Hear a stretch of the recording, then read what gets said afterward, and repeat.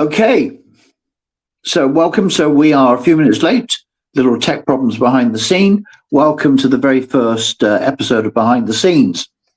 So today we have with us we have Andrew Hill, our strategist and data guru, and most importantly, we have Vlado Platinic, the world's leading Grand Slam development coach, and so we're here.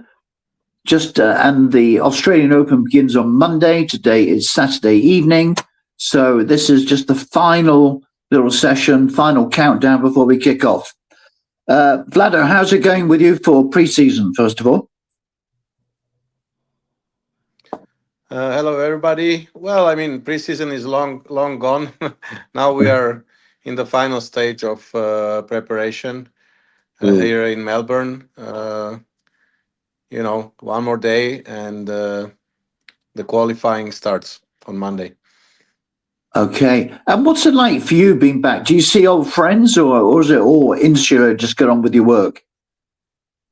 Well, obviously, I after 26 years, you meet the people you know. There is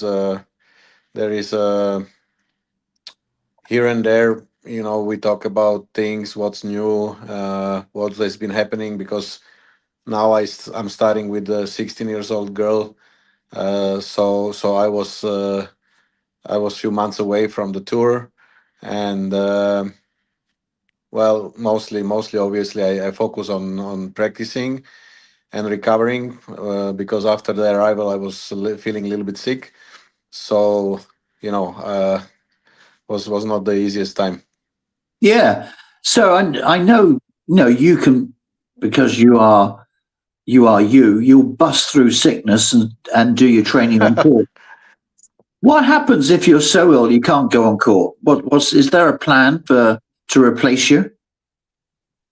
Well, it's hard to be replaced because I'm here alone with the player, but more or less we are lucky. We have a fitness coach with us. He's a very very I would say all around guy. He can play good tennis. He understand tennis.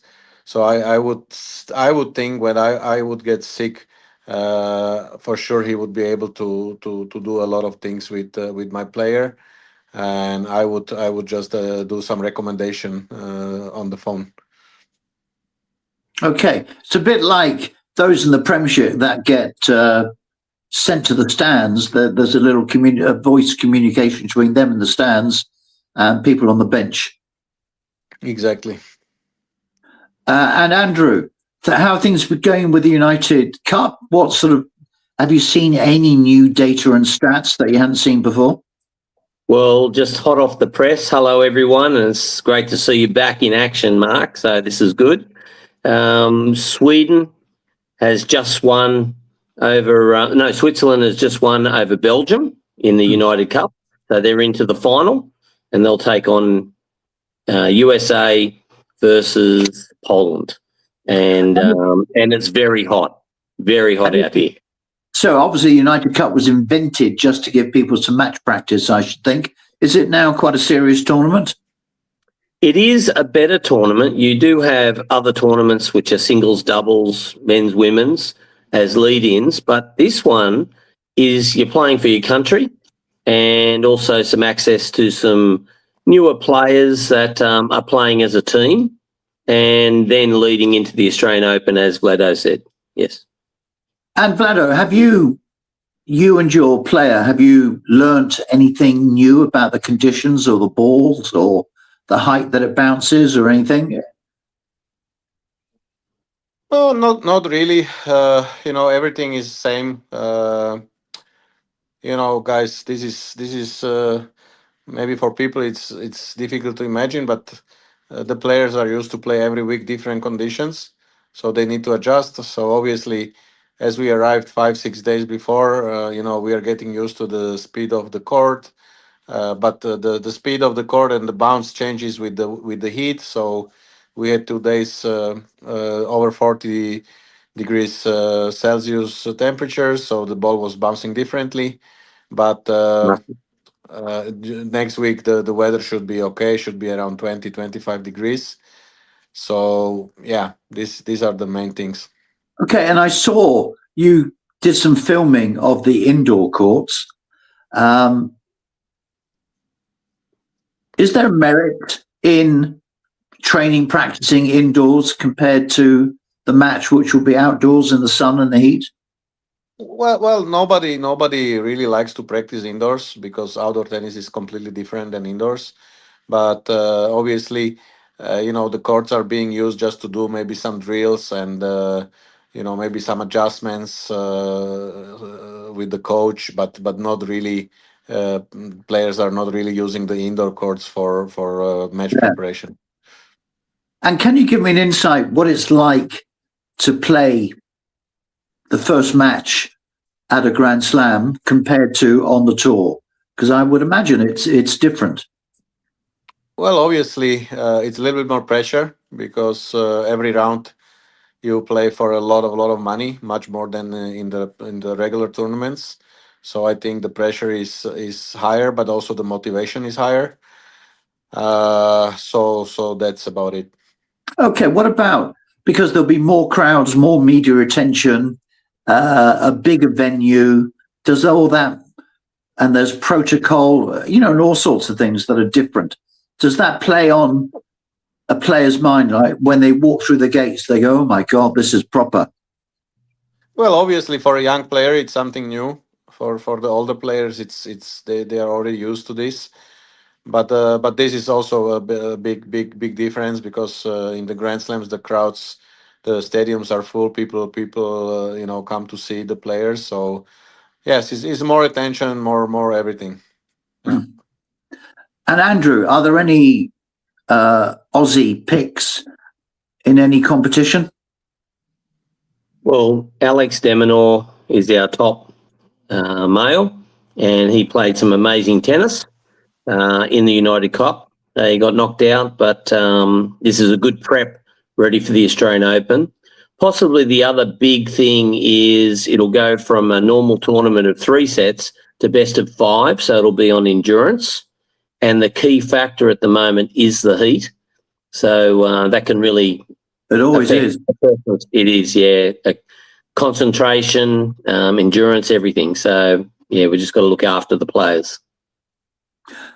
And Vlado, the juniors, I presume they just play best of 3 sets, yeah? Well, women and juniors, they play best of 3, yeah. 3, yep. And your ladies entering qualifying now. So how long's the qualifying last for?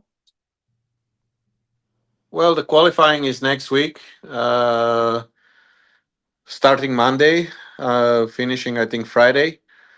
You have to win 3 rounds to qualify. So yeah, that's the next week program. Okay, and do you know the draw yet? When is your? What's the name of your lady? Ksenia Efremova. No, we don't know the draw yet. No. We're going to pick up new supporters of her. Following her progress now. That's good. Yeah. And in your view, what are her chances of getting through qualifying? Well, we had some good practice matches. I must say that she was winning mostly all of the practice sets, which gave her a lot of confidence. Obviously, it will all depend on the draw. You can get some really good players, ranked just behind top 100, which are going to be difficult. But this is not the first time I'm going through this situation, and yeah, if she can hold it together mentally, I think she can go far. How many times have you been to Melbourne, the Australian Open? Probably like 22, 23 times. Wow. And what changes have you seen in those 22, 23 years? Sorry? What changes have you seen over that 22 years? Okay. Obviously, first of all, like I must say that the facilities are getting better and bigger. for the players. For the player services, the lounges, the food, so there is a big progress of that. And then with the game is getting faster and faster. The teams are getting bigger and bigger. The top players, they travel with the fitness coach, physio, hitting partner, tennis coach, family. So the teams are really getting bigger. So the players are more and more professional. Yeah, that's about it. Yeah. Okay. And just talk us through, do you go to the same hotel? What is it like to book practice facilities? Is it a scrum? How does it No, work? everything is organized well. Like you have a practice desk where you go and you ask for certain times you can practice. You search for the availability close to the times that you want. Usually we practice twice a day, so we go 10 or 11 and then 3 or 4 in the afternoon. The hotels, the tournament provides a couple of hotels where the players can book their stay. Usually, I would stay in the same hotels, but this year, I stay in a different hotel because the usual hotel was booked, and I like the hotel, I must say. I think the Grand Slam, especially, they make a very good job with providing accommodation, but you can also search for the accommodation yourself, and the players are getting a per diem amount of money to cover the accommodation, which is not substantial because you need to cover the accommodation for your coach or fitness coach. So it's always you have to pay 2 or 3 rooms. Yeah. And how do you get from the hotel to the practice facilities? You make your own way, or do they lay on transport? No, the tournament organizes the transportation. We have an app on the phone, and then we just reserve the ride on the phone, and they pick us up and drive us to wherever we need to go. Wow. The logistics seem meticulously done. Yeah, it's pretty simple, and same for all the tournaments. Andrew, are you still there, Andrew? Yes, still here. So what women have you got taking part as well? Sorry, say that again. What women do you have taking part in the ladies' tournament? And are there any that we should be looking out for? Well, I'm probably watching a lot of the top Australians and the men and women, and the United Cup is really good to be able to see the mix. There's not as much focus in the other tournaments, but at the Australian Open there'll be a mixed draw as well, and the men and women in the singles and doubles. So our top Australians we'll be seeing them through the Brisbane International, which is on at the moment, which is a lead-in tournament. You've got next week the Adelaide and the Hobart one. So there's external tournaments that are just feeding into the Australian Open. And as Lado said, some of them are already there doing qualies to get to into the main draw. So you can actually get points from those other tournaments. Some of the top players, they are already here because they are not playing the smaller event before. They just want to get more rest and ready for the main tournament. So it's mostly the top players are already here the week before. And Vlado, just do people kind of mix in, or does everybody keep to their silos and just does their own thing?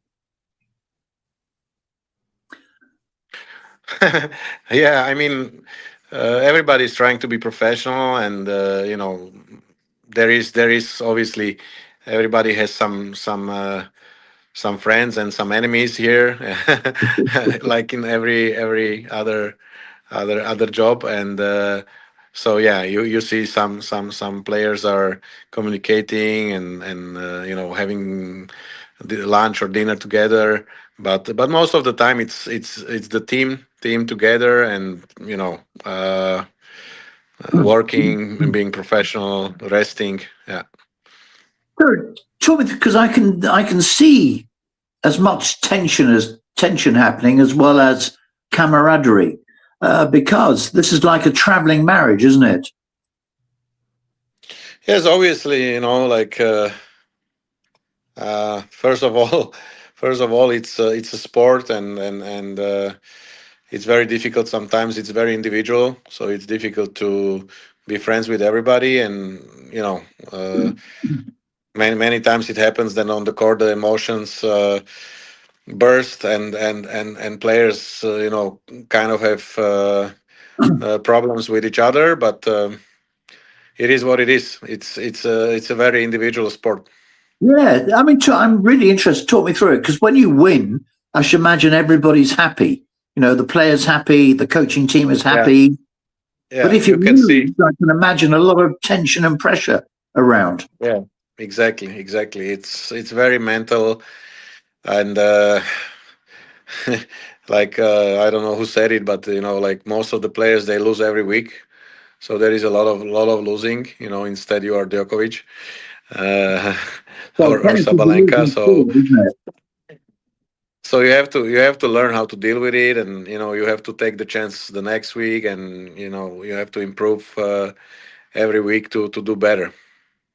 It sounds real tough, because even if you win, that just gives you access to another round where you could well lose. So a lot of Exactly. losing. A lot of losing every week. And talk me through how the player and the team cope with losing. Well, for me, I really try to learn out of losing a match.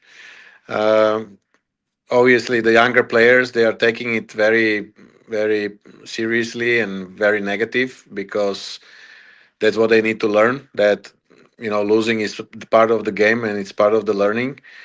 And sooner they understand, sooner they improve, and they start winning more. Yeah.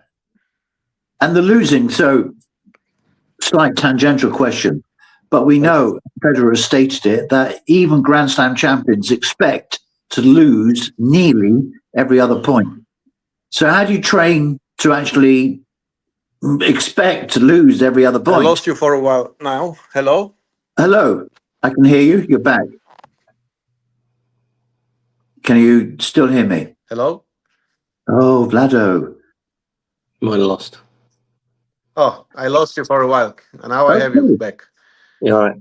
I Hello? just want to carry on with this theme of losing, because with the top Grand Slam champions expecting to lose every other point, and we as amateurs expect not to lose any points, how do you train Yeah. your 16-year-old to accept losing points and not get angry and emotional? Yeah, this is the hardest part.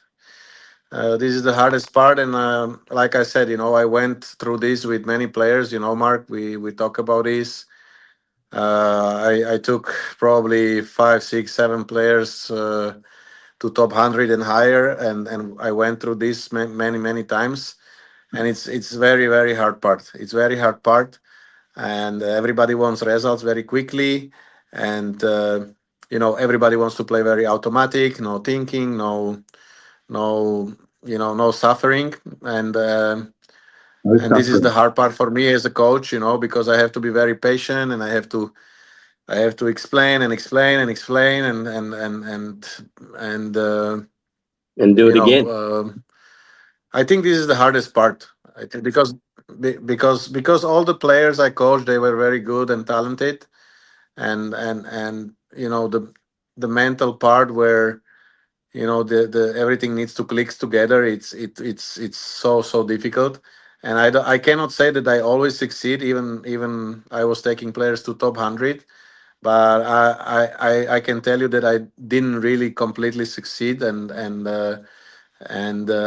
many times our relationship ended on the player not really understanding or not really being ready to understand these kind of things, how you are not able to win all the points in the match. Like Roger Federer said, he won only 54% of points in the matches, and so the margin is so small, and when the emotions and when this kind of unrealistic point of view of a young player start to kick in, then they collapse. And instead of playing every point and focusing on the next point, they start to collapse because they stay in the past. They stay in the point they lost, or where they make the mistake, and this is a big problem. I think we touched on something very interesting, because you mentioned that most of their junior life they've been praised like, oh, they're superstars, they're talented. Yes. They just get nothing but praise, and then suddenly they go onto the proper stage and lose points, lose games, lose matches. Yes, I absolutely agree. I was working with players which were talented but were not considered as like superstars. The players that I was working, they were still, let's say, top 10 juniors, but they were not number ones or twos or threes, and so they were not considered as talented. And I must say that they were a little bit easier to work with, and at the end of the day, they reach better results than the number ones in the junior rankings. Andrew, you've worked with Hewitt and some top Aussies and did coaching development work. How do you bring up people to accept losing points, games, matches, sets? It's a terrible word, the word losing. So the first one, very negative. And I like what Vlado said, there's a learning component in every match. So how you won tells you a little bit about your game. But if there's something that your opponent's doing to unravel your game, and you mentioned a word before, like people getting on, there's a very nice word called rivalry, which is respect for your opponent, but you still have a job to be done. So that's a big thing, so that they can just proceed. It's a game. But then there's another part, which is you're nearly like a coach's family. So you've got your own family, which is your traveling coach, and you're not the distant uncle, but you're part of the family. And if there's a win, you celebrate. But when there's not a win, you're making sure that you can switch on and learn something from it and come out better on the other side. Vlado, just say, would you then, what's your plan between now and Monday, if your lady is playing on Monday? Well, we will have one more practice tomorrow. We will see about the draw, so we will try. If we get a chance, we will try to prepare for the opponent. The tactically, and we will try to manage the practice, so we can maybe do some good preparation on the court for the certain opponent that we will play, and then just rest and get ready for the match. Do you have something in your own mind that you're going to train to bring your lady to her best potential? I presume technique and movement is too late for that now. You're going to concentrate on emotions or mental. Well, I must say, we are really, since 5 months we are working every day on improvement, and there is a lot of up and down, because again, she's 16 and she's searching for the right things in her game, in her mental, in her fitness. So there is some positive steps, then there is some negative things that are holding her back. So it's a development which I think it's impossible to really speed up. Even I think she's doing fine, and I will always say, like, if the player is really open to learn, then the improvement is much faster. But many times the players are very stubborn, and they don't want to get out of the comfort zone, and and then the improvement is very slow, and sometimes there is no improvement. So right now I think we are ready. We did everything, I think, the best way we could. We had a good preseason, and we played two tournaments in India, which was a little bit higher category of a tournament for the girl. And uh, and in those two Indian tournaments, the goal was to see where she is, if she did the improvement that we were looking for in the preseason, and eventually, after these two tournaments in India, to do even better, you know, preparation here in Australia and adjust a couple of things to be able to perform well in the Australian Open. Great. So this was just to introduce really the team. Vlado as the overall head coach of our team. Andrew, Australian elite level 4 coach as statistician and data. And myself, that is addicted to pressure. In fact, let's talk about pressure, can we, just before we sign off? Vlado, how do you train people to play their best when pressure kicks in? Because we know pressure is going to kick in. It's not like you can get to a big point and, oh, there's no pressure. We know pressure is going to be there. Yes. I always say, one thing, and as I was a young player, I didn't really have the funds to pay a good coach, actually I didn't have money to pay any coach. Even Yeah. I was ranked top 10 in the world junior. I was traveling alone and learning on my own mistakes. And what I say is that, what is stress? Stress is, I think, something, a fear of unknown. Yeah. And then, I always say, if you have good knowledge about tennis, about the game, uh, you know, obviously you get under pressure and you get stressed. But if your brain is transferring this stress, and you know what you need to do on the serve, what you need to do on the return, what is the best strategy, what is the percentage tennis, how to play the percentage tennis, uh, you know, you you will make the right decisions, and you have a big chance to win the match, because you know what you are doing. You know what I mean? And if you are under stress and under pressure, and your brain is not coming with any options, then you are losing the match. Yeah. My special forces friends used to say, because fear is kind of the same thing as pressure, is only a lack of knowledge and a lack of training, and you just nailed it on the head, or hit the nail on the head.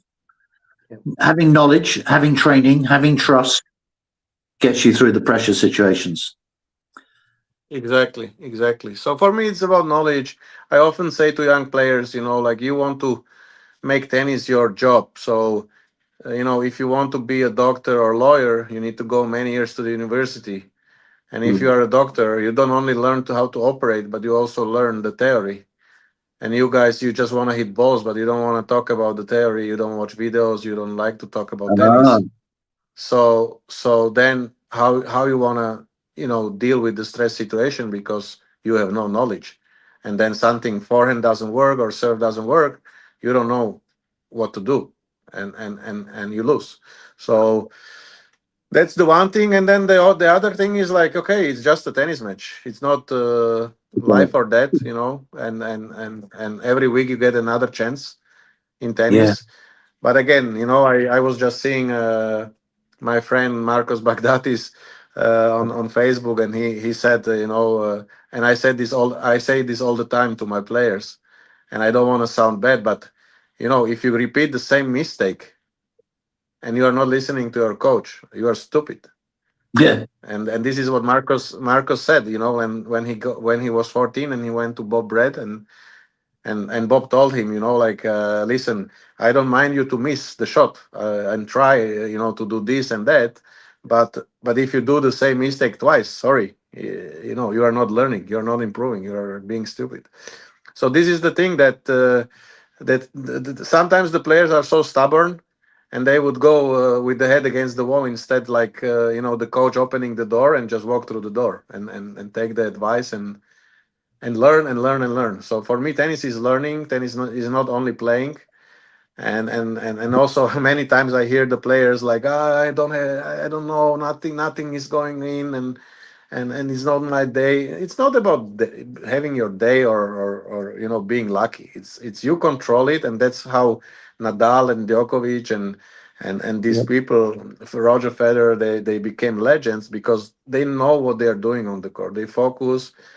They ask Nadal, Rafa, for you everything is automatic. You are so good, and he said, no.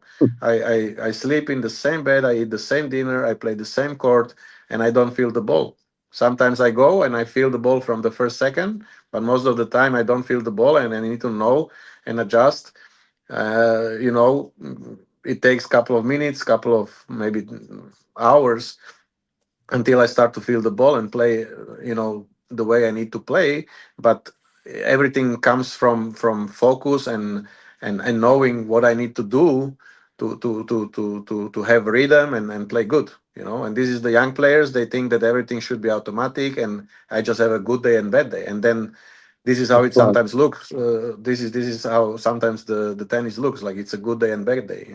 Yeah. And and, And and will the, it the find a top way to players that win? the top players have bad days, but they know what they need to do to still win the match. Perfect. Andrew, just quickly on that, and then we'll bring it to a close. All right. My closing one is pressure is a good thing. A piece of coal with a bit of pressure turns into a diamond. So there's an opportunity, and if you can, find your own game and stick to your own plan is a great thing. And listen to your coach. That's a big thing. Yeah. Do they, Vlado, last question, do they appreciate over your 20 plus years as a coach and years of being a top player, do they appreciate I you hate might have this learned something? question. I hate this question because I talk to a lot of coaches, and I really am very proud of the job that I did. I help a lot of players to have a very good life with tennis, but there is very little thank you to the coaches, and I hear it from left and right. So yeah, Wow. this is not something. Yeah, It's a bit not like too your many. parents, isn't it? You think You your don't find parents too know many. nothing.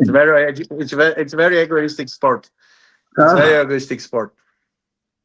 They call it the coach circuit. So if they're not happy, they go and search for another coach. Where the problem is not there, it's Well, I mean, probably I don't know. yeah. Uh, I don't know what it is. I don't know what it is. I think like I said, I help players to go to top 20, multiple players to go top 20 in the world, and I got fired, and like I don't know how you fire the coach when you are at the highest ranking in your life, and then yeah. not even say thank you or not even pay the money that you're supposed to pay to the coach. Like unbelievable. But there is so many stories like this on the professional tour, and this is the not nice side of tennis. People don't talk about it so much, but me, I'm open about this, and I think it needs to be something that needs to be talked about it, and coaches, they shouldn't be afraid to talk, because we are giving our lives. I read about Medvedev missing the birthday of his daughter, and complaining, and like I missed probably 15 or 20 birthdays of my kids, and nobody cares. Nobody cares, if you are missing anything, or if you have a family, or so yeah, I mean, we all give everything, players, coaches, parents. It's just the appreciation is not, I think, where it needs to be. Perfect. Look, Vlado, that's a perfect way to end this, because we're going to dig into this little underbelly on our next things. So lack of appreciation, respect, some things that we're going to dig into on the soft underbelly in the interviews to come. Guys, thank you for your time today. Vlado, we wish you well in qualifying, and we'll be back soon. Thank you. All the best, brother. Thank you. Thank you. Thanks. Bye bye.